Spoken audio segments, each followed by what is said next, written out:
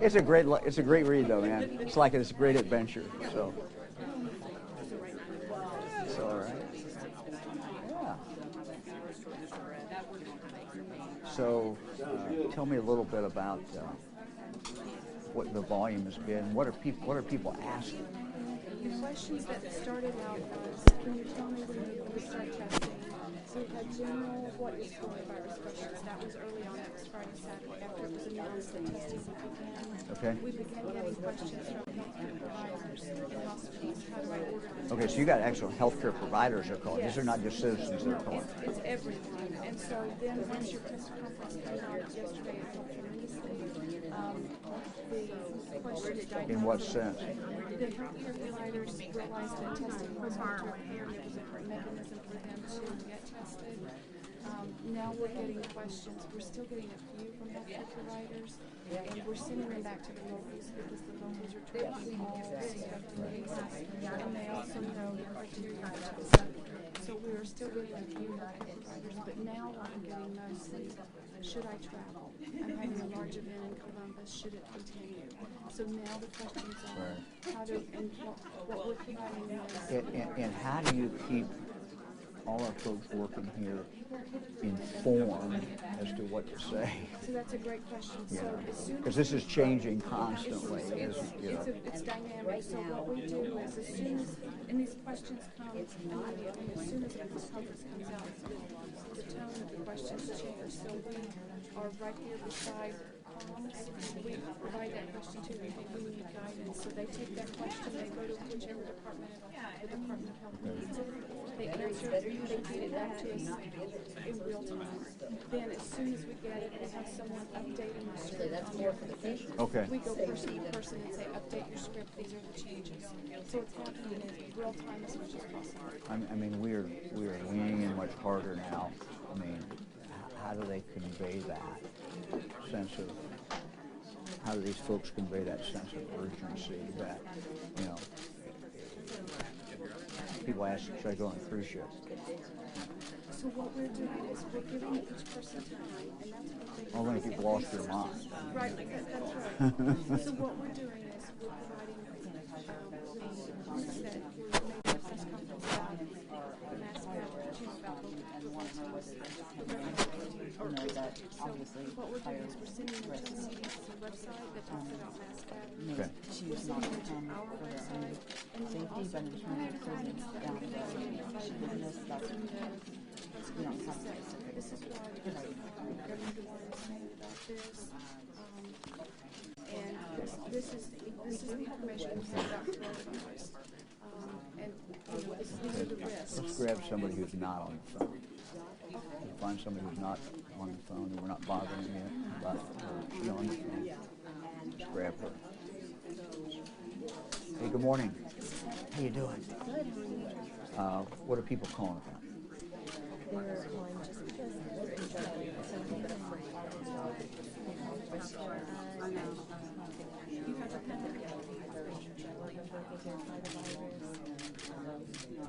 Just really general precautions. Yeah, I mean, the problem with that one question is we don't know where they're counting. I mean, that's what's hard for people to understand. No, we don't have a positive yet, but we got general community spread, and so. Right, and we do try to do a local. I think that's very important because people a lot of times don't think of their local health department. I don't know why, but it's sort of this entity that is there, but they don't pay attention to it unless something happens. They know the sheriff, they know, but health department. Yeah, so they're calling it a doctor, and we're just referring them somewhere else, and they, goes back and forth until they get a hold of us and finally get better information. Most of them leave somewhat satisfied by the information. Oh yeah, absolutely. And are these questions evolved since the first few days? This is day what? What are we up? So we're open Thursday, Friday, Saturday, Sunday, Monday. So we're about a week, close to a week. Yeah, they're getting, as people see like announcements on the news and everything, starts with conversation. Still, should they get tested? Thank you very much. You're handling a lot of calls. How are you this morning? Good, how are you? I'm good. What were you doing before you were pulled in for this? At my desk answering emails, and I got a call last night, so I got pushed. HIV. You're with HIV? I am, yes. So I'm in really infectious. They pulled you in for this, Yes. and did you get adequately briefed, do you think? You got enough Yes, they information? briefed us very well this morning and have been good at communicating with us about updated information about shifts, and as our information changes, making sure we have the correct information they give to the public when they call in. And what are people asking you? Like the last couple of calls, what were they? I've had a couple calls from healthcare professionals about what to do if they have patients who need testing, so coordinating with the local health department with that, but then also just from the general public about large public gatherings, about like what precautions they can take, whether to choose to attend events or not. The most recent calls I've gotten today.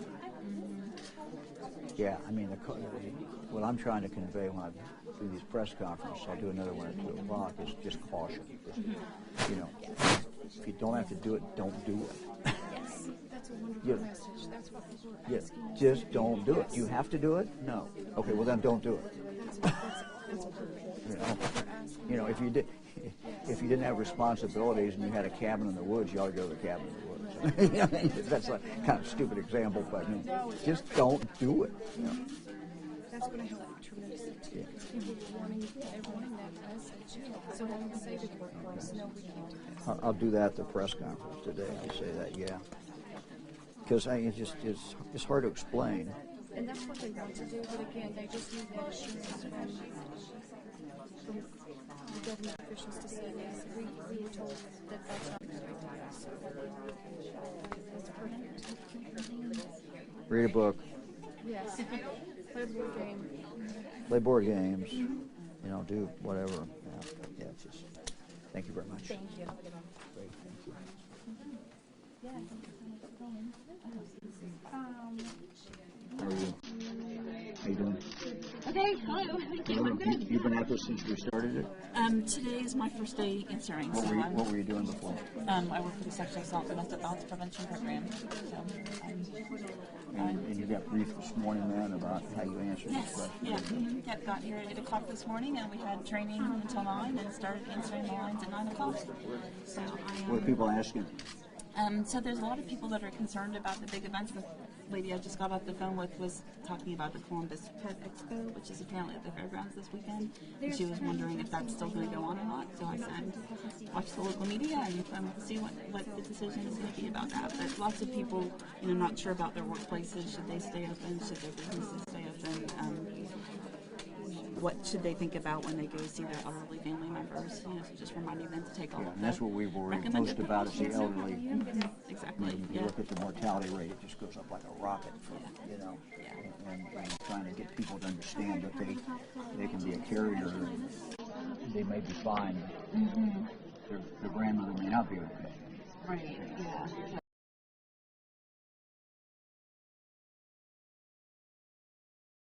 Keep ourselves and our family members safe, and hand washing and social distance. We were just talking there a minute ago, but as far as people making decisions, do I do this or do that? Seems to me, one piece of advice maybe I'll give them this afternoon is, you don't have to do it, don't do it. If you have to do it, no, okay, then don't do it. Right, that's where all rethinking. You got to get food, but you don't necessarily have to go to that movie, or you don't have to go to that.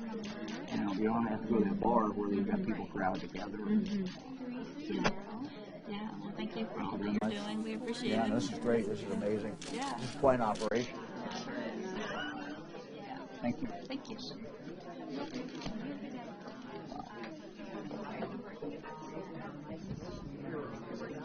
are you doing? Good, how are you? Were you here when it started? No, it started my second day. Second day. What are you getting? What kind of calls are you getting? All over the place. Are they mostly providers, or are they more just average people wanting information? And what kind of stuff do they ask?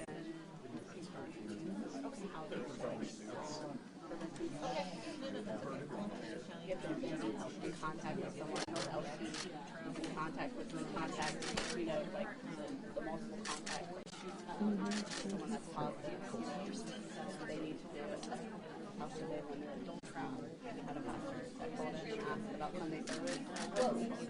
When we're talking about surface cleaning, Get the people spread out a yes, little you bit. can use a wipe. You can also use Possible. any kind of sanitizing solution, like a 10% bleach solution can Hand be used with a sanitizer washcloth. everywhere, you know. It doesn't have to be a wipe. Yeah. Thank you very much. Thank you. Appreciate it. And doing that, reduces many kinds of bacteria and infectious How you doing? material. I'm doing good. You want an elbow bump? I'm a nurse. I'm not shaking your We're hand. not shaking your hand either. You know how How are hard you that this is for a morning? politician not to shake someone's hand. I hear that is. So what? I've had a lot of callers, a gentleman, elderly, concerned about his trip to California. Should he still go to California? Of course, I said, absolutely, but check with that Department of Health out there. Check with your airlines. Very concerned. That help? Yeah. Yeah, I'll tell you, I don't know if I would be flying, but At that age. at that age, I don't think I'd be flying. Yes. Yeah. Thank you very much. Nice meeting you, sir. We roll.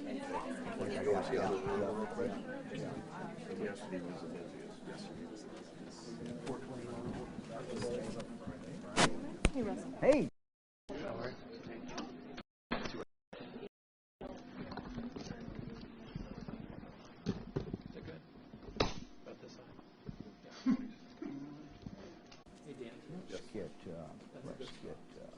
Yeah.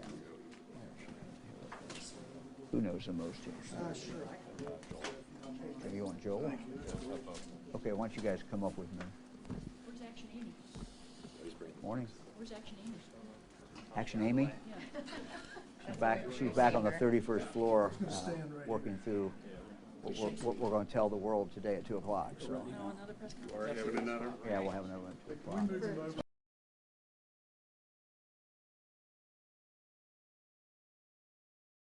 Here that knows something. So.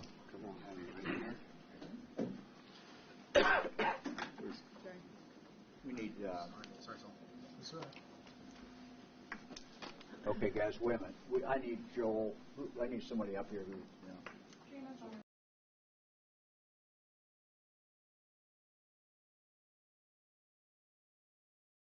You guys can handle the tough one here. Just one get on one side, one get on. Want to come out and look at our call center. Call center is important to try to give people specific information. Many times what our folks are telling people is how to contact their local health department. This is, again, 113 health.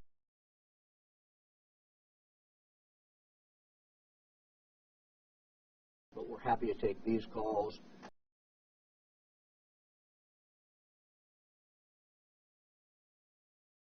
Specific questions about testing. Oh, sure. Here at the Ohio Department of Health and have been tasked to assist with the coordination of the call center. Joel, you want to give me your name? I'm right here. Oh, there. Sorry. I'm Joel Binkley, and I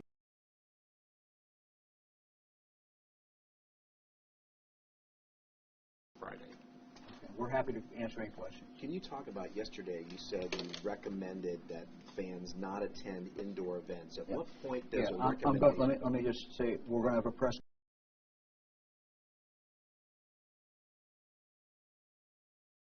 More information.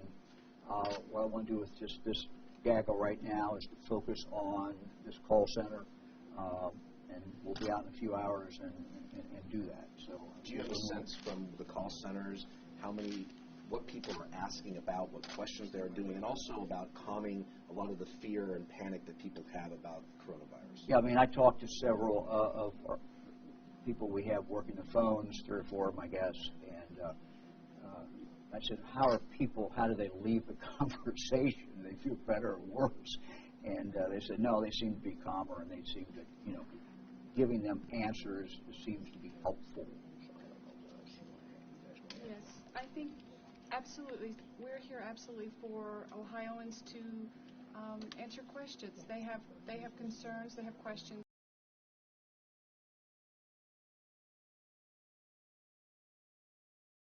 It just helps to have someone say, yes, this is the answer, as the information comes along.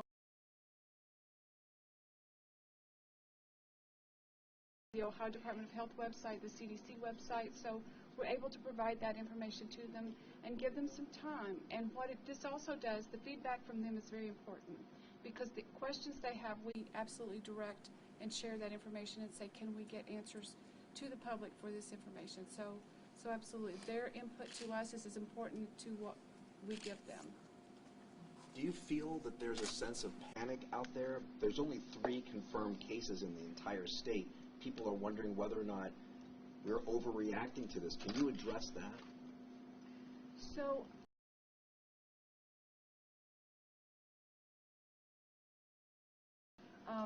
concerned citizens that want to be prepared, and that's a very good sign. We have been asked to prepare, to take steps, to address situations that may come along, and that's what we're fielding at this time. What preparations should we be taking?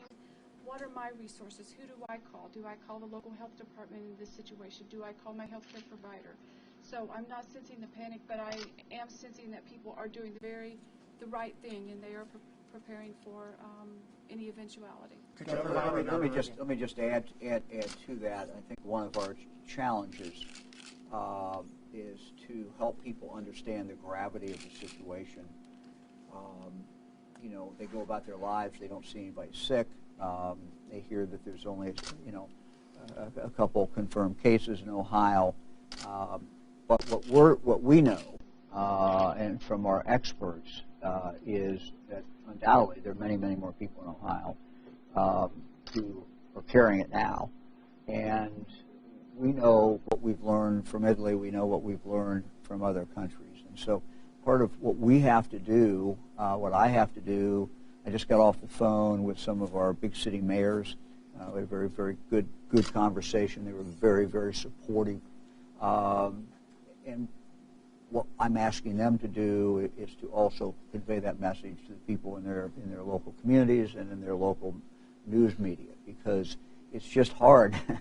It's just hard for people to understand the situation that we are in, because they go about their business and they don't see much going on. It's different, or virtually nothing. But if I could just finish, but what we're going to have is this is like going from a total standstill to 140 miles an hour in 2 seconds, and that's what's happening. And we're moving, and you know, this thing is going to look dramatically different in 3 days, 4 days, 5 days. And we're going to look back at decisions that we were made. I mean, just to give you an example, the decision that we made, which was a kind of a gut-wrenching decision in regard to the Arnold, looks today like a no-brainer. And that's just an example of what we're going to see. So, you know, we're going to err on the side of being cautious. If we make mistakes, the mistakes are going to be made. We were too cautious. But I don't think these are mistakes. We're doing what we have to do.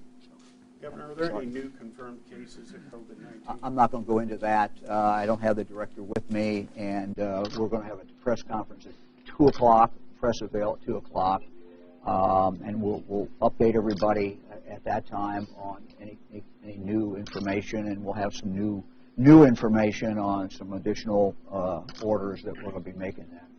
Are people calling about getting tested, and is the current level of testing enough? So we are.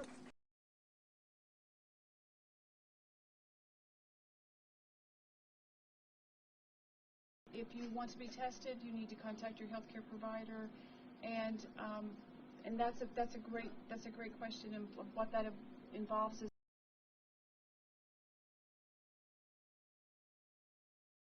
the call center is provide updated information for the facts that we have and resources. And you're directing them where to go. Yes. Right. And a lot of it is pointing them in the right direction.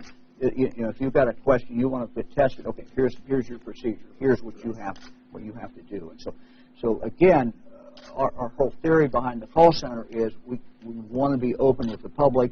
We want to try to answer questions. You can't answer them all in a press conference, and someone watching it as good a job as you all do in conveying what the information is every day, they still have questions, and that's understandable. We want them to have a readily accessible place where they can call and at least get some of the answers, or at least be pointed in the direction that they need to go to get those answers. And what again is the phone number, and what are the hours that the call center is manned?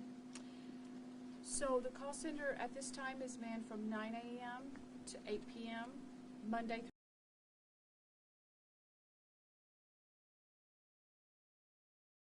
through Number 4, Ask Ohio. ODH. ODH, I'm sorry, ODH. Want to do it again then? Yeah. 1-833-4-ASK-ODH. Can you tell us who's behind the phones? Who are these people that are answering the calls? What's their background? Some of them, the first 3 people I talked to, they've been pulled in from something else. And one was here today for the first day, and the second one I talked to was here for the second day. So yes, they are trained Ohio Department of Health employees. It includes nurses, epidemiologists, infectious disease specialists, and employees from many specialty areas. So if you get a question, this is a question. If you get somebody who calls in and that person on the phone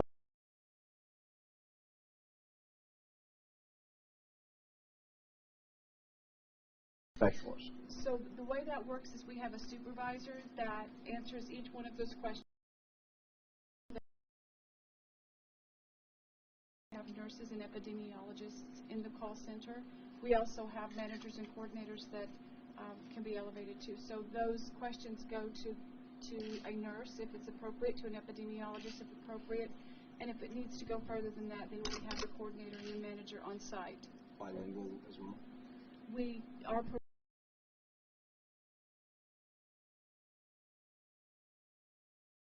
to protect the prisons, the people in them, the people visiting? What do you do? I'll be happy to go into that in more detail at 2 o'clock. We can go back to that again, but we've stopped visitation, which is probably the most important thing that we can do. But we're also instituting procedures for other people who go into the prisons. And this would be DYS as well. Again, trying to make sure out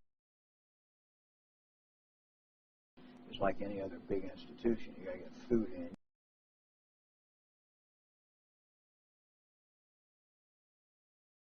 Screening.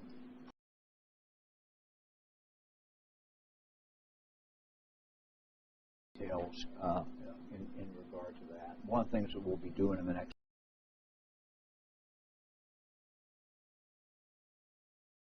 with their department.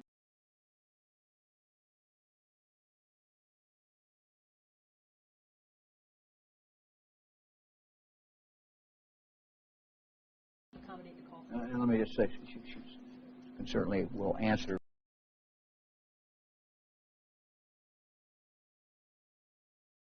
I mean, we have 20, and we upped that from 19, I think, yesterday. So our call volume is really going high. And let me just say, we're going to be looking to expand this physically in other places. So this room is not big. People some space, and so as soon as I go back to our kind of command center on the 31st floor, I'm going to raise this with our team and say, look, this is too crowded. We got to have a much bigger room because we have to have the ability to expand, and frankly, we have to spread people out. I mean, one of the things we're trying to get people in private industry to do and in their daily lives is spread out as much as possible. That was not spread. We're going to go change it. Governor, what do you think you've learned most about this, going through this in the week or so you've been involved in this? What do you think you've learned most about response time, what you learned about trying to deal with a moving target like this coronavirus? Oh, I'm not very good at reflection.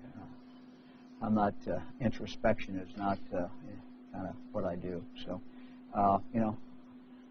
after I retire, I'll tell you that. So 7 years from now, we'll talk about it. Has there been anything that surprised you over this last week that took you by surprise? Well, look, I was kind of giving you a smart-ass answer, but look, it's hard to comprehend the speed that this moves.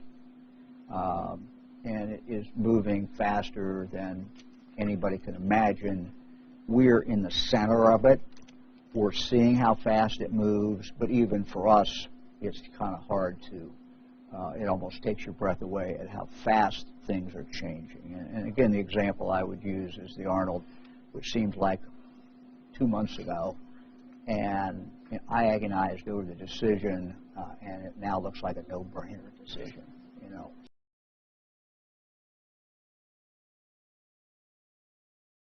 Decision, and I'll have some announcements at 2 o'clock that people would say, "Oh my God, you know, really? Are you doing that?" And you're going to look back on it in a week, and you're saying, "That wasn't a difficult decision."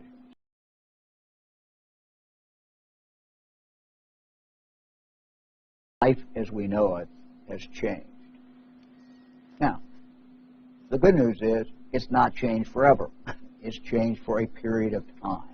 And if we do what we need to do, it doesn't mean that people aren't going to get sick, but what it means is we're going to be able to spread this out, we're going to be able to take care of people better, and we're going to be able to handle this better and ultimately save lives. So thank you all very much. We'll see you at 2 o'clock. Thank you, Governor. Thank you. No, Thanks, Governor.